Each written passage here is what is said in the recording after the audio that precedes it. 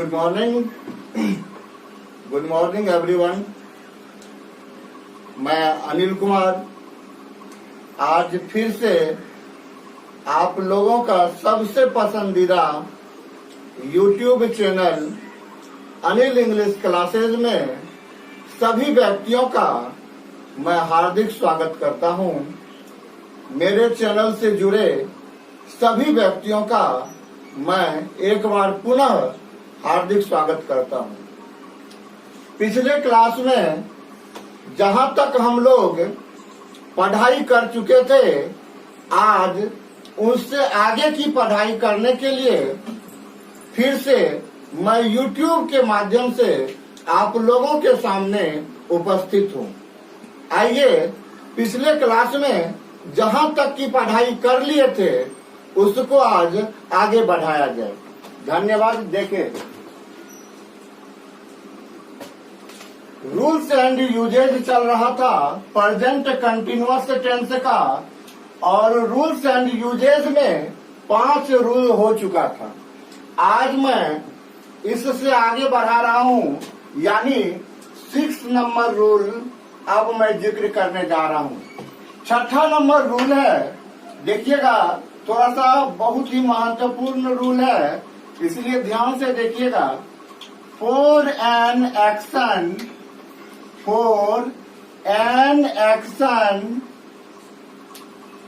Happening, for an action happening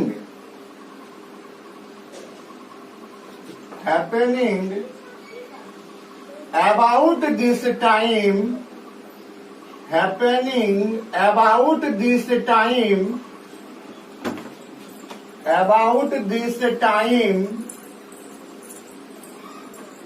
but happening about this time, but not necessarily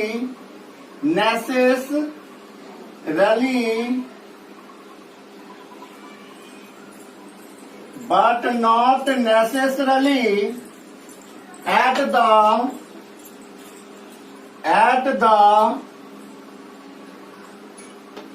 moment of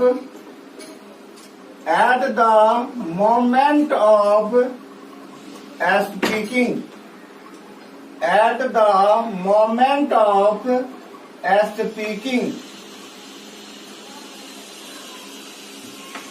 एक बार फिर से देखिए, कहा for an action happening about this time but not necessarily at the moment of speaking. देखिए, मैं इससे पूर्व में आपको बताया था, जो स्पीकिंग के टाइम यानी बोलने के समय जो एक्शन जारी रहता है वही आपका जो है प्रेजेंट कंटिन्यूअस टेंस में होना कहलाता है। लेकिन अभी कहा जा रहा है for an action happening about this time, यानी कोई कार्य जो है अभी यानी वर्तमान में जारी है, but not necessarily at the moment of speaking, किंतु या लेकिन यह आवश्यक नहीं है कि बोलने के वक्त भी क्या हो, जारी हो। यानी इस बात की कोई आवश्यकता नहीं है, कोई जरूरी नहीं है, इस बात की कोई निश्चितता नहीं है कि वह बोलने के वक्त भी क्या हो, जारी हो। तो सबसे पहले इसका हम हिंदी कर लेते हैं। लिख लीजिए, कोई कार्य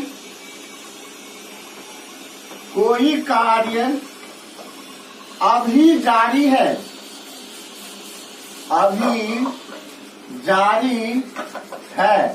वर्तमान समय में वह काम क्या है, जारी है, किंतु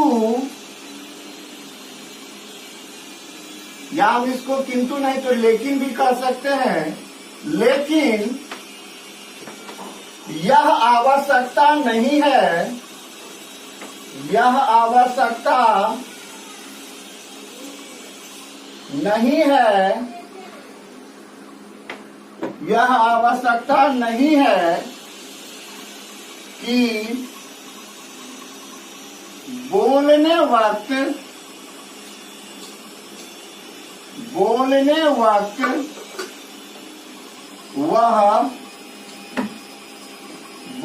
वक्त वह जारी हो। फिर से एक बार समझिएगा, कह रहा है कोई कार्य अभी जारी है, यानी अभी जो वर्तमान समय है उस समय में कोई काम क्या है, जारी है, किंतु या लेकिन यह आवश्यकता नहीं है कि बोलने के वक्त भी वह काम क्या हो, जारी हो। यानी जिस वक्त हम बोल रहे हैं वह उस वक्त भी ये काम क्या हो, जारी हो। कहने का अर्थ है यह जो है कंटिन्यूअसली एक्शन को तो दर्शाता है, लेकिन वह एक प्रोसेस को तो दर्शाता है, लेकिन जरूरी नहीं है वह जो कंटिन्यूसली या वह जो जारी काम को दर्शा रहा है वह बोलने के वक्त भी क्या हो, जारी हो। इस बात की कोई आवश्यकता नहीं है, इस बात की कोई निश्चितता नहीं है। अब देखिए, इसको हम लोग एग्जाम्पल के माध्यम से समझते हैं, जो इस रूल पर आधारित कैसे बोर्ड में क्वेश्चन पूछा जाता है। ध्यान से देखिएगा बाबू, एग्जाम्पल, ही डॉट डॉट, एग्जाम्पल से पूरी तरह से क्लियर हो जाएगा, सिर्फ ध्यान से देखना है। He is dot dot, bracket में दे रहे हैं हम टीच, संस्कृत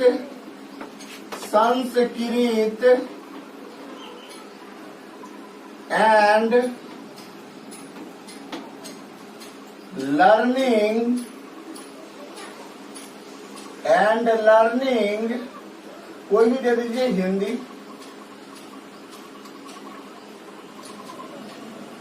अब इसके लिए आपको ऑप्शन 4 रहेगा। देखिए, पहला ऑप्शन आपको दे दे ही टाउट दे दे, दूसरा ऑप्शन दे दे टीचिंग,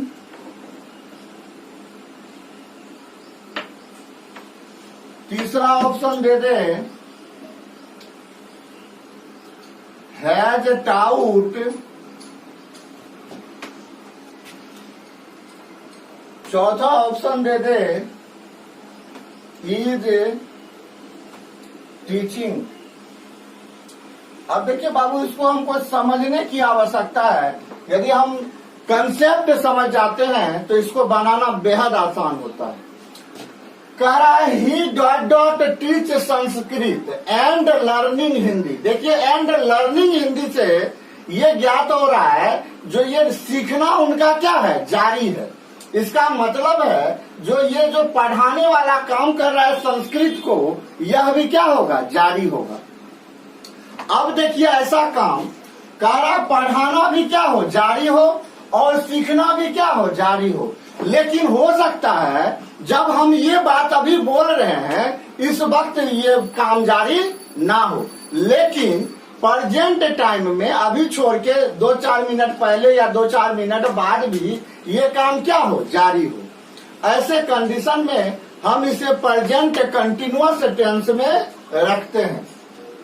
तो आप लोग प्रेजेंट कंटिन्यूअस टेंस का स्ट्रक्चर जानते हैं, subject plus is am are plus V4। तो देखिए, इसमें इज एम आर नहीं है, दैट मीन्स ये ऑप्शन नहीं होगा। इसमें भी इज एम आर नहीं है, V4 है लेकिन इज एम आर नहीं है, तो ये भी नहीं होगा। इसमें भी देखिए इज एम आर और V4 नहीं है, तो नहीं होगा। यहाँ है इज एम आर में से इज है और टीचिंग यानी V4 है, तो देखेंगे क्या इसको ये फुलफिल कर रहा है। तो ये आपका सब्जेक्ट यहाँ पर है थर्ड पर्सन का सिंगुलर, तो ये इज एम आर में से क्या लेगा, इज, और उसके बाद मैन वर्ब जो है उस मैन वर्ब का ये कौन सा रूप लेगा, चौथा रूप, यानी V4 लेगा। तो टीच प्लस ING क्या बन जाता है, टीचिंग। यानी आपका ऑप्शन डी नंबर क्या हो जाएगा, सही। यानी डी नंबर जो है इस बात को बिल्कुल सही साबित कर रहा है। चलिए एक और एग्जाम्पल जिससे हम देखते हैं, यदि इस एग्जाम्पल से क्लियर नहीं हुआ है तो एक और एग्जाम्पल के द्वारा इसको पूरी तरह से समझने का प्रयास करते हैं। दूसरा एग्जाम्पल मैं लिखने जा रहा हूं, ध्यान से देखिए। माय फादर एंड छोड़िए, दो सब्जेक्ट को छोड़िए, सिंगल ही सब्जेक्ट रखते। My father dot dot dot dot dot, my father dot dot dot dot dot, bracket में भर दिया हुआ है help dot dot the poor, dot dot the poor. My father dot dot dot, bracket में दिया हुआ है हेल्प द पुअर। अब देखिए बाबू, हम लोग जो इसका करेंगे, एक समझने का प्रयास कीजिए, जो मेरे पिताजी गरीबों की क्या कर रहे हैं, मदद कर रहे हैं। ऐसा नहीं है जब हम बोल रहे हैं उस वक्त भी मदद कर रहे हैं, इस बात की कोई आवश्यकता नहीं है। लेकिन मेरे पिताजी जो है वह गरीबों की क्या कर रहे हैं, मदद कर रहे हैं। कब? वर्तमान टाइम में। तो हम इसमें इसको और भी क्लियर होने के लिए दे सकते हैं, my father dot dot help the poor now A days, यानी मेरे पिताजी जो है आजकल क्या कर रहे हैं, गरीबों की मदद कर रहे हैं। देखिए अब नाउ ए डेज क्या कर दिया है, तो इसको पूरी तरह से क्लियर कर दिया। जो ये आजकल मतलब वर्तमान समय में ये काम क्या है, जारी है, और वर्तमान समय में जारी है। लेकिन इस बात की कोई आवश्यकता नहीं है, यह जो है बोलने के समय क्या है, जारी है। इसके लिए 4 ऑप्शन दे देगा। My father are helping they देगा, दूसरा ऑप्शन दे देगा हेल्प,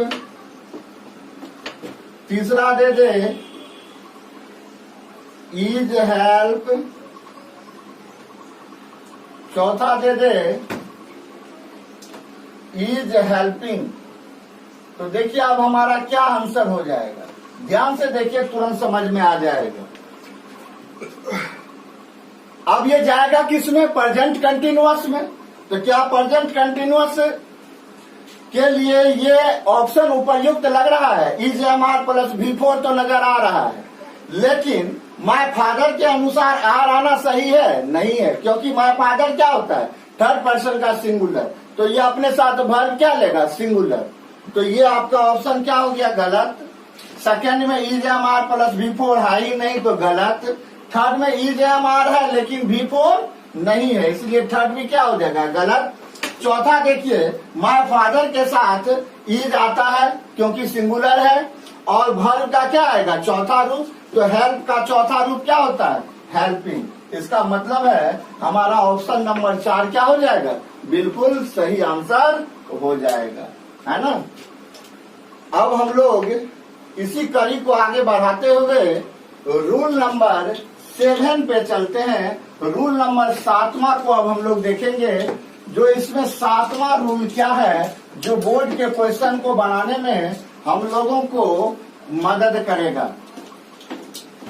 धैर्य बनाकर, पेशेंस रखकर आप रूल को अच्छी तरह से समझे, उस पर ज्यादा से ज्यादा क्वेश्चन का अभ्यास करें, और अभ्यास ही आपको इसके लिए क्या बनाएगा, परफेक्ट बनाएगा, है ना। Practice max the man perfect, यानी जितना अभ्यास करोगे उतना आप परफेक्ट बनते जाओगे। आइए रूल नंबर 7 हम लोग देखते हैं। जो 7वां रूल क्या कह रहा है, टू सॉ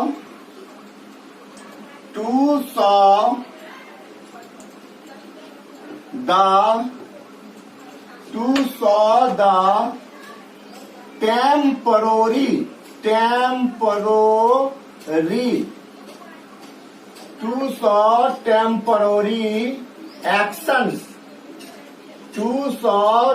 टेम्परोरी actions, यानी टेम्परोरी मतलब जानते हैं बाबू, परमानेंट मतलब अस्थाई, टेम्परोरी मतलब अस्थाई कार्य को दर्शाने के लिए, दिखाने के लिए या व्यक्त करने के लिए।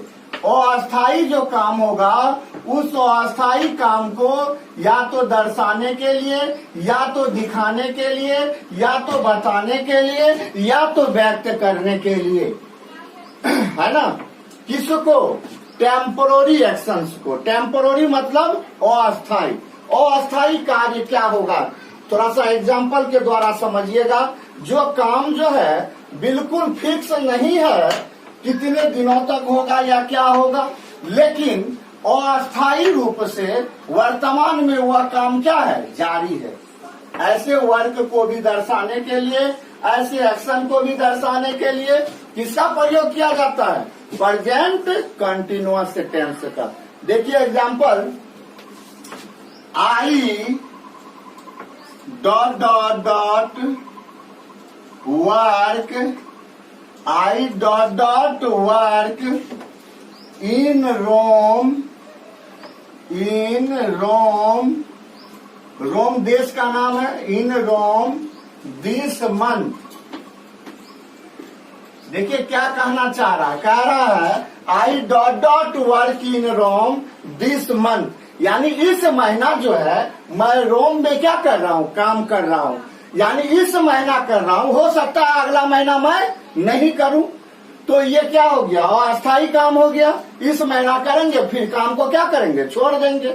तो अस्थायी वाला जो काम होता है, जो परमानेंट काम नहीं होता है, उनको भी दर्शाने के लिए किसका प्रयोग किया जाता है, प्रेजेंट कंटिन्यूअस टेंस का। अब इसके लिए आपको 4 ऑप्शन दे देगा। पहला दे देगा वर्क, दूसरा दे दे आपको वर्क्स, तीसरा दे दे आपको वर्किंग, चौथा दे दे आपको एम वर्किंग। तो देखिए क्या आंसर हो जाएगा, तो ये प्रेजेंट कंटिन्यूअस टेंस में जाएगा। प्रेजेंट कंटिन्यूअस टेंस का पहचान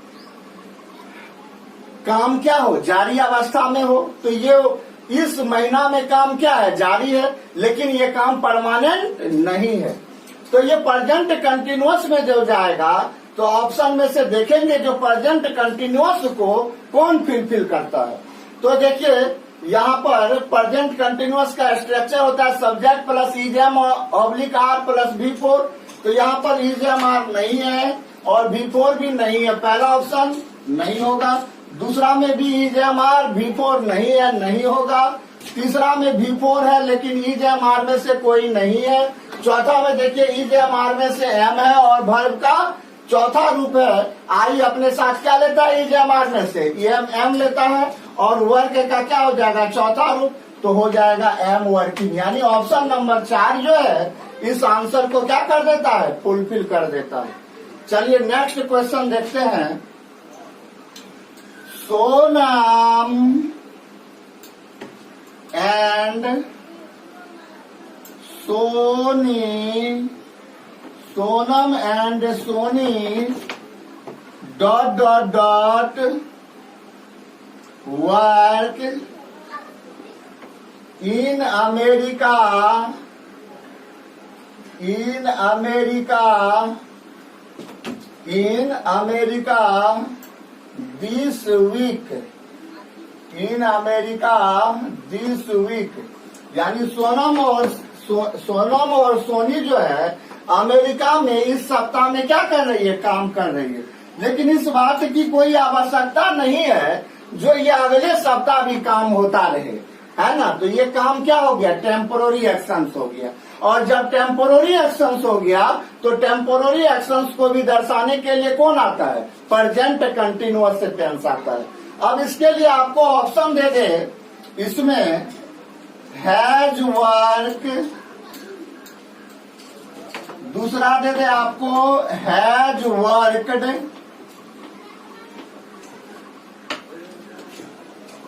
तीसरा दे दे वर्किंग, चौथा दे दे आर वर्किंग। तो कौन सही होगा बाबू, देखिए बाबू, प्रेजेंट कंटिन्यूअस में जाएगा तो है उसमें आता ही नहीं है, तो ये भी क्या हो जाएगा, दोनों कैंसिल।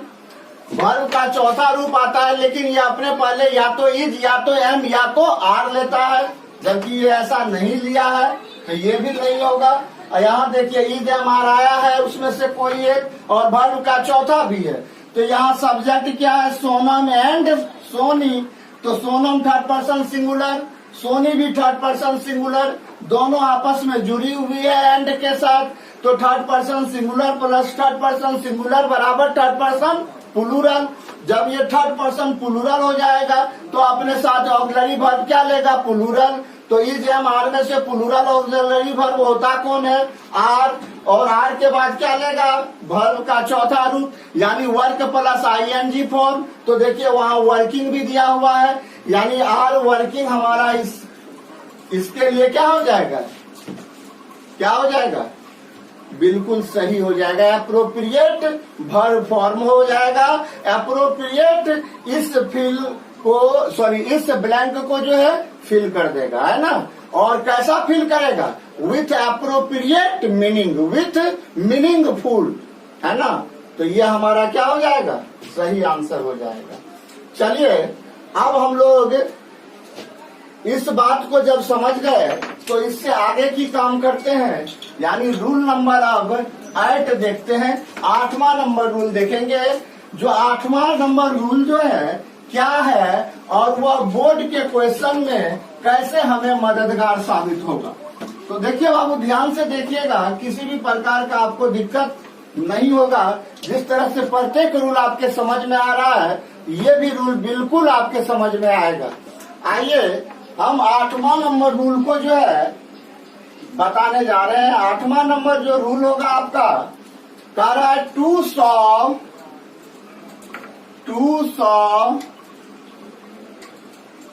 ए सर्टेन भी बोल सकते हैं आप, या नहीं सर्टेन नहीं बोलना है तो आप फिक्स्ड भी बोल सकते हैं। Fixed future plan, fixed future plan, यानी भविष्य की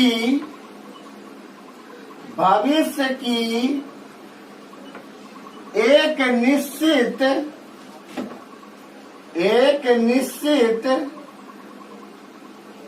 योजना को दर्शाने के लिए, भविष्य का जो कोई निश्चित योजना होगा और वह योजना भी यदि जारी अवस्था में होगा तो उनके लिए प्रेजेंट कंटिन्यूअस टेंस का प्रयोग किया जाता है। ये रूल आप पढ़े होंगे प्रेजेंट इंडेफिनिट में भी, लेकिन यहाँ और वहां पर क्या है? अंतर है। इसमें कंटिन्यूटी को दर्शाएगा तो वह किसमें चला जाएगा? फ्यूचर कंटिन्यूअस टेंस में। आप देखिए इसमें मैं नोट दे रहा हूं आपको, यानी कुछ ऐसी बात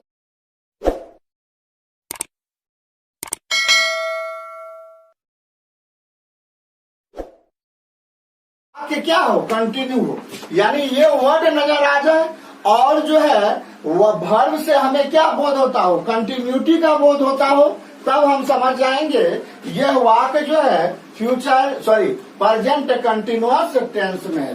जैसे एक टुमोरो शब्द है, ये टुमोरो शब्द आ जाए वाक्य के कहीं भी, यानी वाक्य के अंत में। टुमोरो मॉर्निंग आ जाए, टुमोरो मॉर्निंग आ जाए, टुमोरो मॉर्निंग ना रह के टुमोरो इवनिंग भी दिया हो,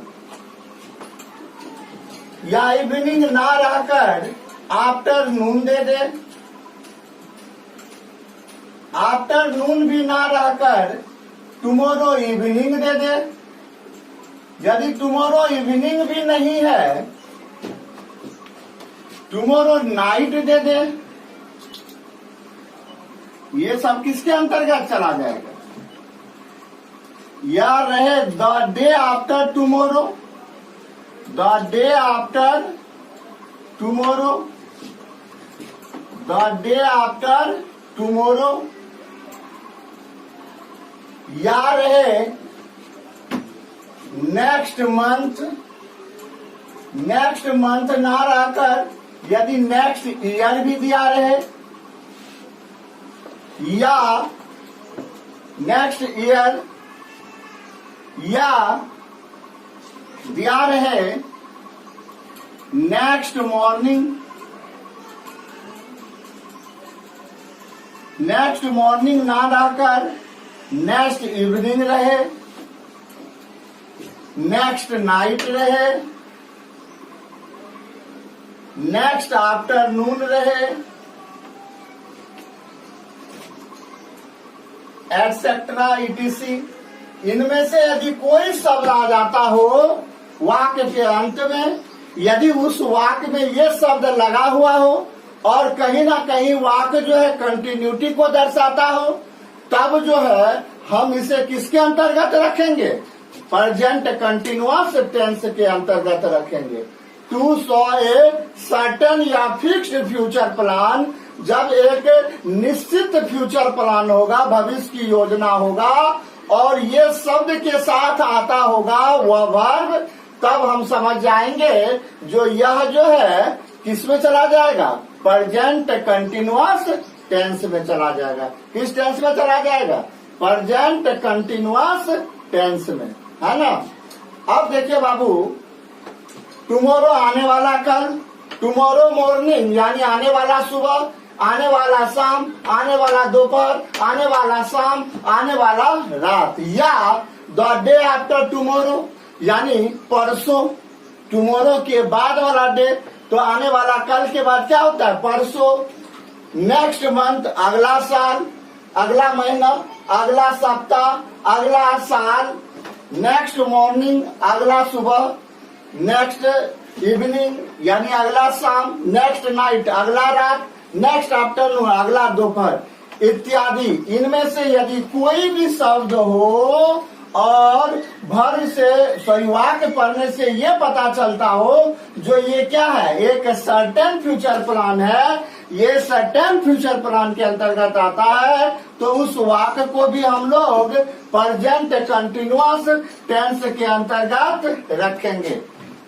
आइए हम इसको अब एग्जाम्पल के द्वारा समझते हैं। ध्यान से देखिएगा, बिल्कुल आपको समझ में आ जाएगा। एकदम बोर्ड पर निगाहें रखिए, मेरी आवाज को सुनते रहिए, कहीं से कोई दिक्कत नहीं होगा। I dot dot buy a new pen, a new pen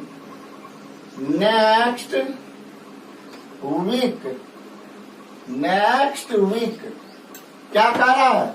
I dot dot buy a new pen next month, यानी मैं जो है अगले सप्ताह, मंथ नहीं है वीक है, अगले सप्ताह जो है एक नया कलम खरीदूंगा। यानी ये काम क्या होगा? निश्चित रूपेण होगा अगला सप्ताह में। ऐसे निश्चित प्लान के लिए, निश्चित फ्यूचर प्लान के लिए ये चला जाता है किसमें? प्रेजेंट कंटिन्यूअस टेंस में। इसके लिए यदि ऑप्शन दिया रहे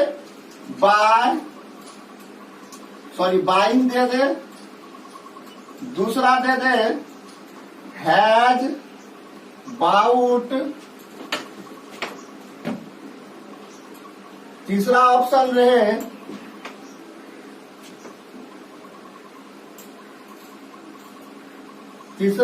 रहे बाइज, चौथा दे दे एम बाइंग।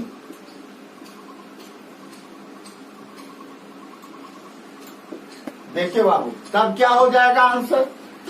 तो ये क्या हो गया? नेक्स्ट फ्यूचर पर, ये एक सर्टेन फ्यूचर प्लान हो गया, और सर्टेन फ्यूचर प्लान में इसको नेक्स्ट वीक दर्शाने के लिए प्लान को आया है। इसका मतलब ये चला जाएगा प्रेजेंट कंटिन्यूअस टेंस में। तो अब हम ऑप्शन में ढूंढेंगे प्रेजेंट कंटिन्यूअस। ये V4 है लेकिन EJMR नहीं है, ये नहीं होगा। हैज हैव कभी भी प्रेजेंट कंटिन्यूअस में आता ही नहीं है। ये हैज हैव या EJMR यहाँ ऑक्सिलरी वर्ब कोई नहीं है, जबकि आप जानते हैं प्रेजेंट कंटिन्यूअस में ऑक्सिलरी वर्ब आता है। इसका मतलब ABC आंसर नहीं होगा। आइए अब डी नंबर में देखते हैं। आई के साथ EJMR में से एम आता है और बाय का चौथा रूप क्या हो जाएगा? बाइंग, यानी ऑप्शन नंबर डी हमारा क्या हो जाएगा? सही आंसर, है ना। चलिए नेक्स्ट क्वेश्चन देखिए, एक और एग्जांपल देखते हैं। दे आर तो पूरा ही आंसर ये कर दे रहे हैं हम। दे डॉट डॉट ब्रैकेट में दिए हैं सी, द पीएम, पीएम मतलब प्राइम मिनिस्टर, टुमारो। देखिए बाबू ऑप्शन इसका क्या हो जाएगा, इसके लिए देखिए हम ऑप्शन दे रहे हैं आपको। पहला दे दिए सीन, दूसरा दे दिया आपको सीइंग, तीसरा दे दिए आपको ईद सीइंग, चौथा दे दिया आपको आर सीइंग। अब यहाँ पर बहुत बच्चे के मन में एक क्वेश्चन भी आ रहा होगा बाबू। क्वेश्चन क्या आ रहा होगा आप लोग के मन में? तो सी का चौथा रूप होता नहीं है। बिल्कुल सही बात है, जो सी का चौथा रूप नहीं होता है। लेकिन जब सी का अर्थ देखना ना होकर सी का अर्थ मिलना हो जाता है, मिलने के सेंस में इसका प्रयोग किया जाता है, तब इसका चौथा रूप बनता है। ये आप पढ़े होंगे जो वर्ब्स ऑफ परसेप्शन के अंतर्गत आता है। लेकिन वर्ब्स ऑफ परसेप्शन के अंतर्गत में सी आता किस रूप में है? तो देखने के अर्थ में आता है। तब जाकर इसका चौथा रूप नहीं बनेगा, तब बिफोर नहीं बनेगा। लेकिन जब सी का अर्थ मिलना हो जाता है, तब ये वर्ब्स ऑफ परसेप्शन ना होकर ये तब आपको जो है एक जनरल वर्ब बन जाता है। और ऐसे सेंस में सी प्लस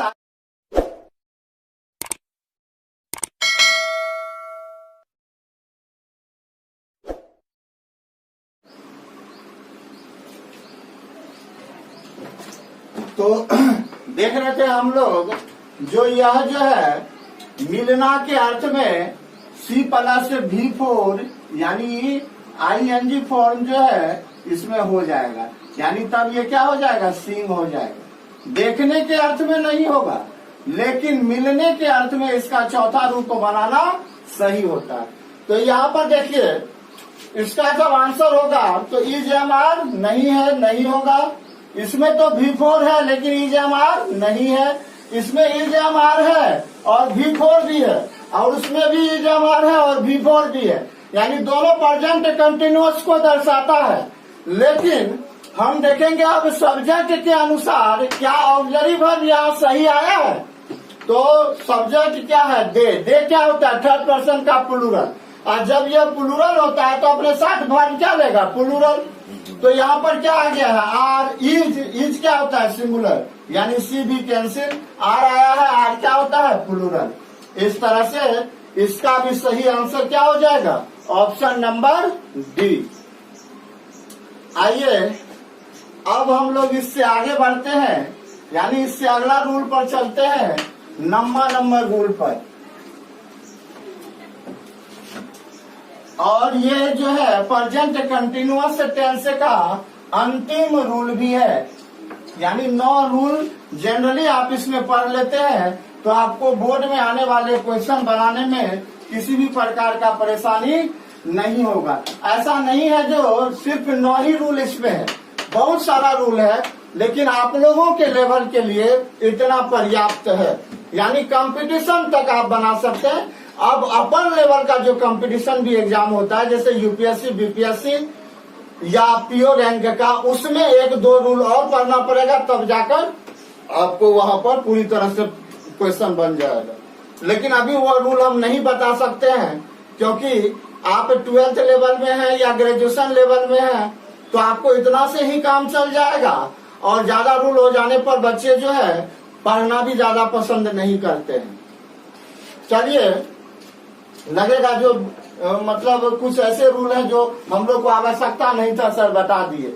जैसा कि हमसे बराबर बच्चों का ये शिकायत रहता है जो सर बहुत ज्यादा पढ़ा देते हैं, जबकि ऐसी कोई बात नहीं है। जितना आपको जरूरत होता है, जो आपका स्टैंडर्ड है, उतना पढ़ाना मेरी मजबूरियां है।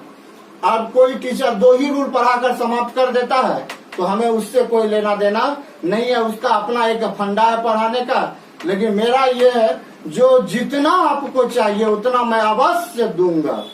ठीक है, आइए नेक्स्ट नंबर रूल देखते हैं। यानी प्रेजेंट कंटिन्यूअस में बस मैं 9 रूल ही बताऊंगा, इतना से ही आपका सारा क्वेश्चन बन जाएगा। नंबर रूल देखिएगा, बेहद आसान रूल है, बच्चा वाला रूल है। For FOR for the action, for the action which is continue at the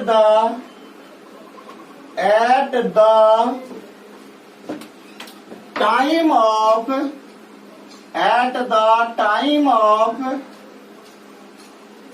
speaking, at the time of speaking.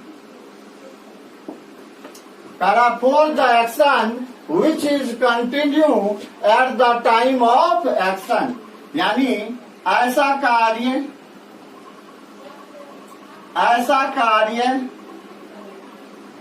या एक कार्य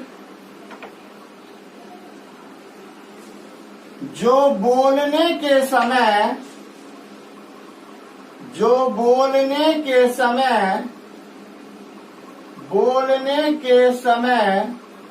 जारी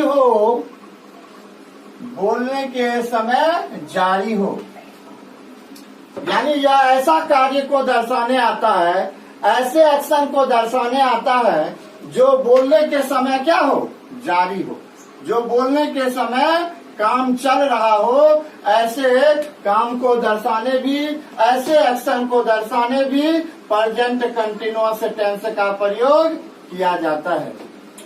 आइए अब इस पर एग्जाम्पल हम लोग देखते हैं।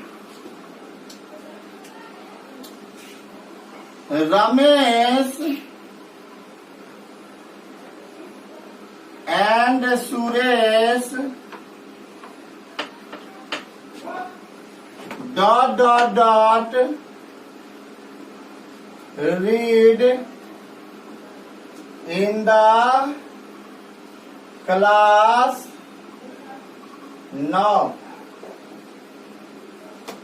कह रहा है रमेश और सुरेश जो है अभी क्लास में क्या कर रहा है, पढ़ रहा है।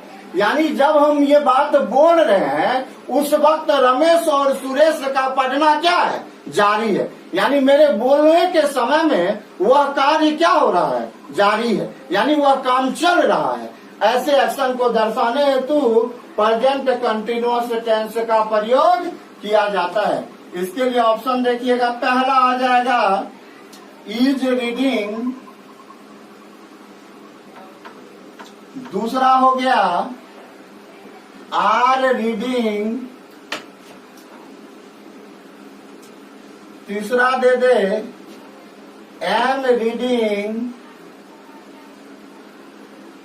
चौथा रहे नन ऑफ दीज, यानी इनमें से कोई नहीं। तो देखिए बाबू क्या बनाएगा इसमें से, तो ये तो जारी है, जारी वाला काम को दर्शाने के लिए कौन, प्रेजेंट कंटिन्यूअस, तो is am are plus B4, तो यहाँ तो इज और B4 है।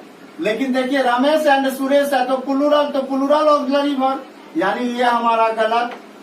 यहाँ इज एम आर में से कोई एक आर आया है और B4 आया है। देखेंगे ये प्लूरल है तब आर का आना सही है, तो देख रहे हैं दो नाम है, तो यानी ये आना क्या है, सही है। अभी तक ये आंसर होना सही है। तीसरा रमेश एंड सुरेश के साथ कभी भी एम नहीं आएगा, गलत। और नन ऑफ दिस नहीं होगा क्योंकि B नंबर होता हुआ इस खाली स्थान को फुलफिल कर रहा है पूरी तरह से।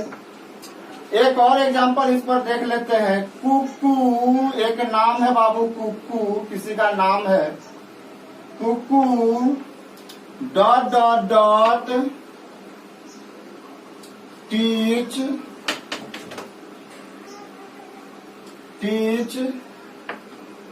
in the college,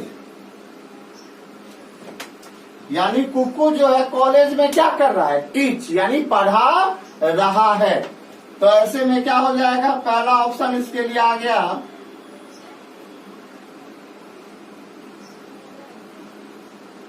टीचिंग दूसरा आ गया टीच, तीसरा आ जाएगा आर टीचिंग,